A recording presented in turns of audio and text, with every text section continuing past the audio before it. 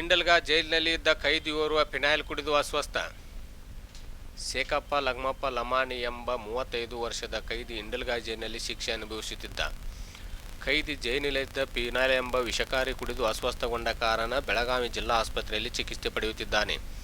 ಹೆಚ್ಚಿನ ಮಾಹಿತಿಗಾಗಿ ಇಂಡಲ್ಗ ಪೊಲೀಸರು ಅವಕಾಶ ನೀಡಲಿಲ್ಲ ಎಂದು ಹೇಳಲಾಗಿದ್ದು, ಈ ಘಟನೆ ಇಂದು ಬೆಳಗ್ಗೆ ನಡೆದಿದೆ ಎನ್ನಲಾಗಿದೆ.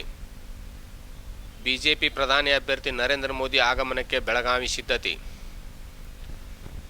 ಬಿಜೆಪಿ ಪ್ರಧಾನಿ ಅಭ್ಯರ್ಥಿ ನರೇಂದ್ರ ಮೋದಿ ಮಾರ್ಚ್ 30ರಂದು ನಗರಕ್ಕೆ ಭೇಟಿ ನೀಡಲಿರುವ ಹಿನ್ನೆಲೆಯಲ್ಲಿ ಬೆಳಗಾವಿ ಸಿಪಿಎಡ್ ಕಾಲೇಜು ಆವರಣದಲ್ಲಿ ಸಿದ್ಧತೆಗೊಳ್ಳುತ್ತಿದೆ.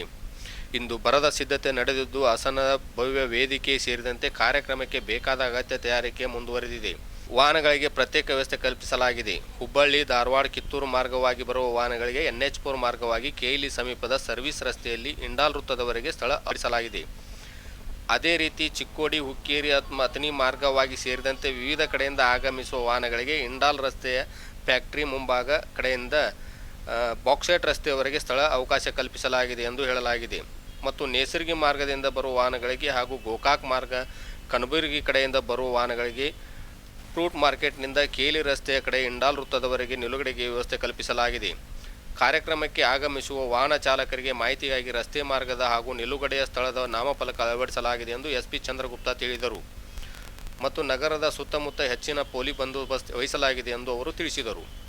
ಬೆಳಗಾವಿ ಸಮೀಪ ಸಾಂಬ್ರಾದಲ್ಲಿ ವ್ಯಕ್ತಿಯೋರ್ವನ ಬರ್ಬರ ಹತ್ಯೆ. ನಿನ್ನೆ ತಡರಾತ್ರಿ ಸಾಂಬ್ರಾದಲ್ಲಿ ಸುರೇಶ್ ಜಕ್ಕಪ್ಪ ಜಕ್ಕನ್ನವರ್ ಎಂಬ ವ್ಯಕ್ತಿ ಅನುಮಾನಾಸ್ಪದವಾಗಿ ಕೊಲೆಯಾಗಿದ್ದಾನೆ. ಸುಮಾರು 50 ವರ್ಷದ ಈ ವ್ಯಕ್ತಿ ಕುರಿ ಕಾಯುವ ಕೆಲಸ ಮಾಡುತ್ತಿದ್ದ. ಕೊಲೆಗೆ ಯಾವುದೇ ಕಾರಣ ತಿಳಿದು ಬಂದಿಲ್ಲ ಎಂದು ಹೇಳಲಾಗಿದ್ದು, ಮತ್ತು ಕೊಲೆ ಮಾಡಿದ ವ್ಯಕ್ತಿ ಯಾರೆಂದು ಇದುವರೆಗೂ ಗೊತ್ತಾಗಿಲ್ಲ.